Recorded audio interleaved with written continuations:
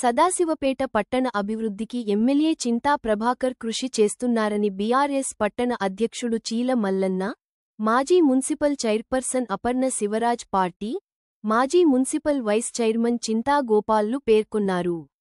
గురువారం సదాశివపేట పట్టణంలో బీఆర్ఎస్ పట్టణ అధ్యక్షుడు చీల మల్లన్న అధ్యక్షతన విలేకరుల సమావేశం నిర్వహించారు.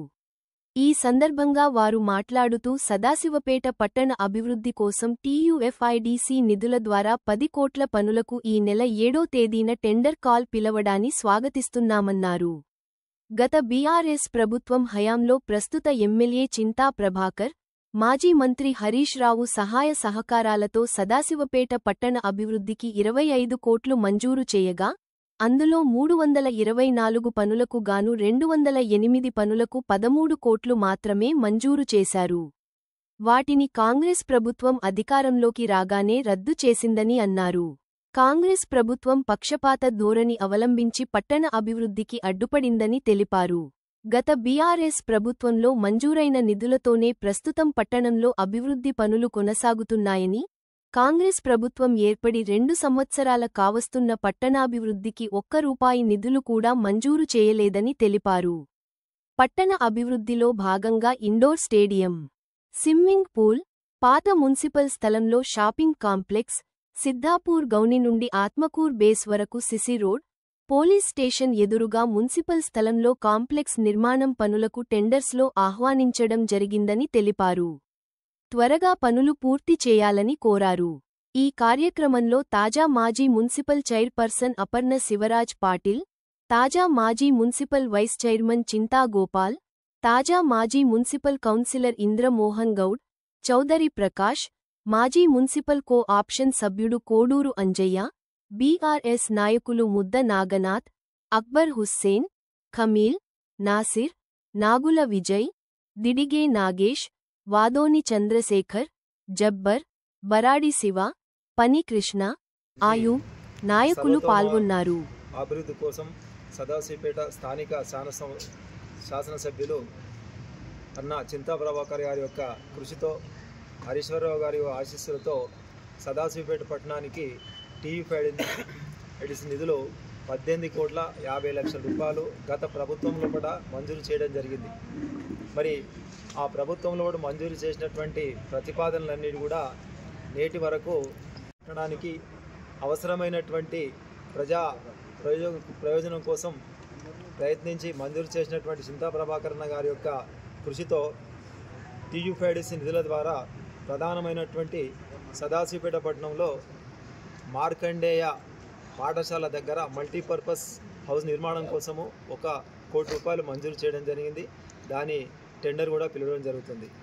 అందులో భాగంగా సదాశివపేట పట్టణంలో ఉన్నట్టు యువకులకు క్రీడా ప్రాంగణం లేకుండా ఇబ్బందికరంగా ఉన్నందుకు స్టేడియం కూడా ₹1,50,00,000 రూపాయలతో మంజూరు చేయడం జరిగింది. టెండర్ కూడా కాల్ఫరెన్స్ చేయడం జరిగింది.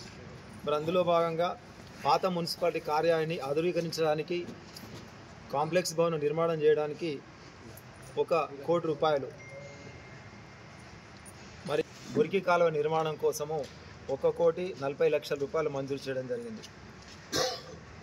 ఇక సదాశివపేట సిద్ధాపూర్ గౌన్ నుండి ఆత్మకూర్ బేస్ వరకు 100 లక్షలు అంటే ₹1 కోటి సీసీ రోడ్లకు టెండర్ కాల్ఫరెన్స్ చేయడం జరిగింది. అందులో భాగంగా సదాశివపేట ప్రధానమైన అంశం, ఎన్నో రోజులుగా చాలామంది సదాశివపేట అభివృద్ధికి తోడ్పడే విషయంలో అడిగినందుకు స్విమ్మింగ్ పూల్ కూడా మంజూరు చేయడం జరిగింది. ఆ స్విమ్మింగ్ పూల్ కూడా ₹1 కోటి టెండర్ కాల్ఫర్ చేయడం జరిగింది. ఈ విధంగా ఈరోజు సదాశివపేట పట్టణానికి 8 కోట్ల రూపాయలతో నుండి 10 కోట్ల వరకు టెండర్ కాల్ఫర్ చేసి అవి అభివృద్ధి బాటలోకి తీసుకుపోవడానికి స్థానిక శాసనసభ్యులు చింతా ప్రభాకర్ గారి యొక్క కృషితో ఈ కార్యక్రమాలన్నీ చేపట్టడం జరిగింది. గతంలో కూడా ఎస్టీ ఫండ్లు ముఖ్యమంత్రి నిధుల ద్వారా 25 కోట్లు మంజూరు చేయడం జరిగింది. అందులో భాగంగా 13 కోట్ల రూపాయల మట్టుకే 324 పనులను చేపడితే 200 పనులు మట్టుకే పనులు పూర్తి చేయడం జరిగింది. మరి మిగతా పనులు ఈ ప్రభుత్వం పక్షపాత ధోరణి లోపల క్యాన్సిల్ చేయడం జరిగిందనే విషయం ప్రజలందరూ తెలుసుకోవాల్సిన విషయం ఉందని తెలియపరుస్తున్నారు. ప్రజలకు ముఖ్యంగా తెలియజేయడం ఏమనగా మన స్థానిక ఎమ్మెల్యే చింతా ప్రభాకర్ గారు సదాశివపేట స్థానికుడు కాబట్టి 30 సంవత్సరాల నుంచి రాజకీయంలో ఉండి సదాశివపేట మౌలిక వసతులు ఏంటి, సదాశివపేటలో ఏ పనులు చేపట్టాలనే తపనతో ఎంతో కృషి చేసిన విషయం మనందరికీ తెలిసిందే. కానీ ఈరోజు కాంగ్రెస్ ప్రభుత్వం సదాశివపేట పట్టణానికి 1 రూపాయి కూడా ఇవ్వకుండా ఎన్నో ఇబ్బందులు సృష్టిస్తున్న విషయం మనందరూ గమనించవలసిన విషయం. ఆ రోజు చింతా ప్రభాకర్ గారు ఎమ్మెల్యేగా లేకున్నా కూడా ఎన్నో రకాలుగా ఉన్న బీఆర్ఎస్ పార్టీ ద్వారా కృషి చేసి ఈరోజు HDFC కానీ IDFC ఫండ్స్ కానీ వారి ద్వారానే రావడం జరిగింది. ఇప్పుడు గతంలో ఏదైతే మన మల్లన్న గారు టౌన్ అధ్యక్షులు చెప్పిన ప్రకారంగా ప్రతి పనులు కూడా ఎమ్మెల్యే చింతా ప్రభాకర్ గారు ఎమ్మెల్యేగా ఉన్నా లేకున్నా వారి ద్వారానే సదాశివపేట పట్టణానికి డబ్బులు రావడం జరిగింది. ఈరోజు కాంగ్రెస్ పార్టీ ఎటువంటి అభివృద్ధి పథంలో లేకుండా డబ్బుల గురించి ప్రజలు కూడా ఎటువంటి ఆలోచన లేకుండా ఈరోజు కాంట్రాక్టర్లు కూడా పనులు చేయాలంటే ఎంతో భయపడుతున్న విషయం ప్రజలందరికీ తెలిసిందే. మేము పనులు చేసినా కూడా కాంగ్రెస్ పార్టీలో ఈ డబ్బు ఈ ప్రభుత్వం ద్వారా వస్తుందో రాదో అనే భయంతో ఒక్కొక్క పనికి 4 సార్లు టెండర్ కాల్ఫర్ చేసినా కూడా ముందుకు రాకపోవడం గమనించవలసిన విషయం. మనకు చింతా ప్రభాకర్ గారు ఎల్లవేళలా అందుబాటులో ఉండి సదాశివపేట మౌలిక వసతులు ప్రతి దాని మీద కూడా ఒక అవగాహనతో, ఒక అభిప్రాయంతో, ప్రత్యేక ఉద్దేశంతో, ప్రత్యేక శ్రద్ధతో పనులు చేస్తున్న విషయం మనమంతా గమనించాలి. ఏదైతే మనం నమ్ముకొని వారిని గెలిపించడమో ప్రజలు వారి నమ్మకాన్ని వమ్ము జరగకుండా మన గురించి ఎంతో కృషి చేస్తున్న విషయం మనమంతా గమనించి చింతా ప్రభాకర్ గారికి మనం ప్రత్యేక ధన్యవాదాలు తెలపవలసిన అవసరం ఎంతైనా ఉందని చెప్పి మనవి చేస్తున్నాం. 1954లో మున్సిపాలిటీ ఏర్పాటు కావడం జరిగింది. 70 సంవత్సరాల పైన ఈ మున్సిపాలిటీ ఏర్పాటు కావడం జరిగింది. మౌలిక వసతులు ఇక్కడ ఏమీ లేవు.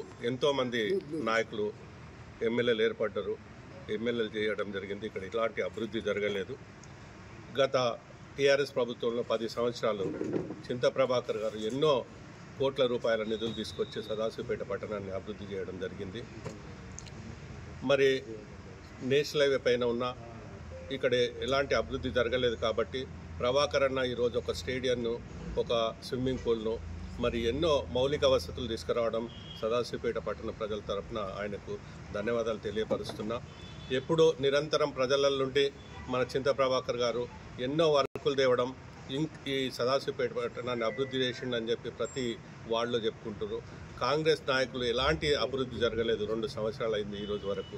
ఎలాంటి 1 రూపాయి ఈరోజు నిధులు శాంక్షన్ చేయించి పనులు చేసింది లేదు. గత ప్రభుత్వంలో అయిన వాటికే వాళ్ళు కొబ్బరికాయలు కొట్టి ఈరోజు ఎంజాయ్ చేస్తున్నారు. టీఆర్ఎస్ ప్రభుత్వంలో శాంక్షన్ అయింది. మరి ఈరోజు కేసీఆర్ గారి గిట 2 సంవత్సరాల నుండి వాళ్ళకి అధికారం ఇచ్చారు, చేయని అని చెప్పేసి ఊరుకోవడం జరిగింది. 2 సంవత్సరాల నుండి ఎలాంటి అభివృద్ధి లేదు. ఈరోజు ప్రజలు 2 సంవత్సరాల నుండి ఎంతో ఇబ్బంది పడుతున్నారు. గత 10 సంవత్సరాలలో టీఆర్ఎస్ ప్రభుత్వంలో ఎంతో అభివృద్ధి చూసినాము, ఎంత ఇబ్బందులలో చూస్తున్నామని అనుకుంటారు. ఈరోజు స్థానిక సంస్థల ఎన్నికలు వస్తున్నాయి. తప్పకుండా ఈరోజు ఊరి మాటలలో చెప్పాలంటే ఒట్లు ఎగబరిచినప్పుడు తాళ్ళు ఎట్లయితే ఎగిరిపోతుందో ఈరోజు కాంగ్రెస్ నాయకులు అలాగా చిత్తుగా ఓడిపోవడం జరుగుతుందని చెప్పి తెలియపరుస్తున్నా. బీఆర్ఎస్ ప్రభుత్వాన్ని మళ్ళీ త్వరలో చూడాలని చెప్పి తెలంగాణ ప్రజలు కోరుకుంటున్నారు. కాంగ్రెస్ నాయకులను ఎప్పుడు బొందబెట్టాలని చెప్పేసి ప్రజలు అనుకుంటారు. తెలంగాణ ప్రజలందరూ తప్పకుండా ఈ లోకల్ బాడీ ఎలక్షన్లో నిరూపిస్తారని చెప్పేసి తెలియపరుస్తూ हमारे हरदिल अजीज एमएलए साहब चिंता प्रभाकर साहब ने तेलंगाना के क़याम के बाद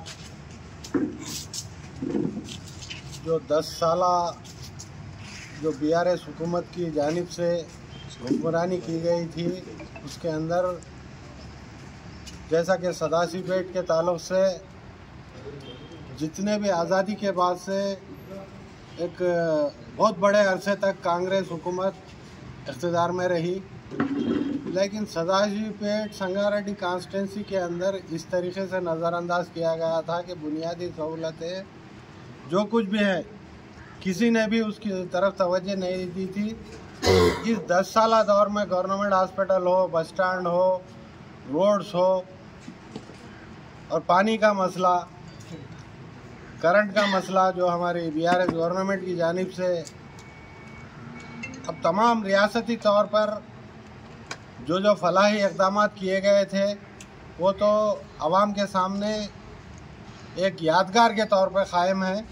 लेकिन सदाशिवपेट के ताल्लुक से हर वो तबके को लेकर एमएलए चिंता प्रभाकर साहब ने जो खिदमत अंजाम दी हैं, जैसा कि मेरे पेशरो चेयरमैन साहब और टाउन प्रेसिडेंट और सीनियर कोऑप्शन मेंबर कोडू रंजा साहब ने जिस नमूने से जो तफसील बताई है, इससे कबल भी 25 करोड़ रुपए टीआरएस गवर्नमेंट केसीआर साहब की सदारत में एमएलए चिंता प्रभाकर साहब को 25 करोड़ रुपए सदाशिवपेट के डेवलपमेंट के लिए दिया गया था।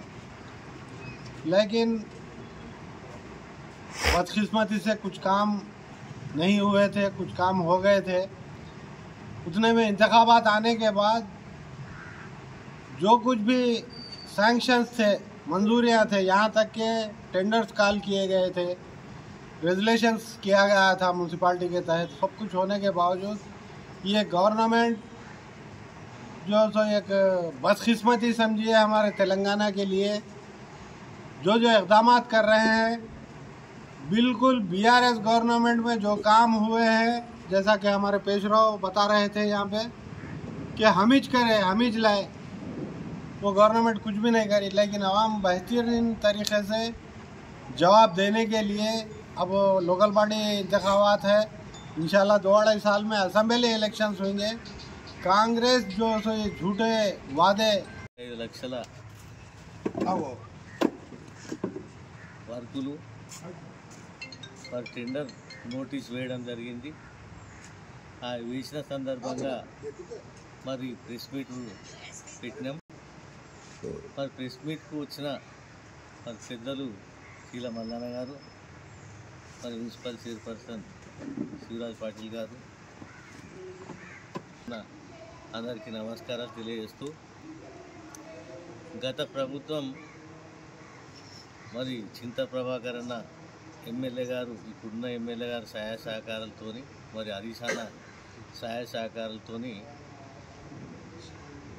సదాశివపేటలో ఇంచుమించు 150 కోట్ల వర్కులుతో చాలా డెవలప్మెంట్ చేసుకున్నాం। అందులో భాగంగా మిషన్ భగీరథ కానీ, మరి ఆర్టీసీ బస్ స్టాండ్ కానీ, మరి గవర్నమెంట్ హాస్పిటల్ కానీ, మరి మినీ ట్యాంక్ బండ్ కానీ, బ్యూటీ టౌన్ బ్యూటీ దాంట్లో మరి డివైడర్ కానీ, మరి సెంటర్ లైటింగ్ కానీ, మరి చాలా ఇంచుమించు వర్కులతో 150 కోట్లతో వర్కులు తీసుకున్నాం। మరి టీయూఎఫ్ఐడిసి కింద మరి ప్రపోజల్స్ పంపిస్తే 20 కోట్ల ప్రపోజల్స్ పంపిస్తే మరి 20 కోట్లు శాంక్షన్ కావడం జరిగింది। మరి అది చాలా రోజుల నుంచి పెండింగ్ ఉన్నదని మరి అడిషనల్ కలెక్టర్ గారికి, మరి ఎమ్మెల్యే గారికి బాగా చాలా రోజుల నుంచి పెండింగ్ ఉన్నది, ఇది ఎందుకైతే లేవని చెప్పి మరి వారికి ప్రెజర్ వేయడంతో వాళ్ళు కూడా అధికారులతో మాట్లాడి ఇది కాల్ఫర్ చేయాలి, మీ తొందర స్టార్ట్ చేయాలని చెప్పి అధికారులకు ప్రెజర్ వేయడం జరిగింది।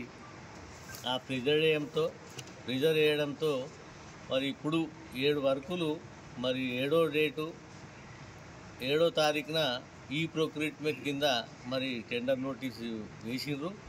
మరి అది 13వ డేట్కు నుంచి 21వ డేట్ వరకు మరి ఆ టెండర్ వేయాలని చెప్పి మరి ఆ నోటీస్ వేయడం జరిగింది। ఆ 21వ డేట్ వరకు లాస్ట్ ఉన్నది కాబట్టి దయచేసి కాంట్రాక్టర్లు ఎవరున్నా మరి అది తొందరగా కంప్లీట్ చేయాలి।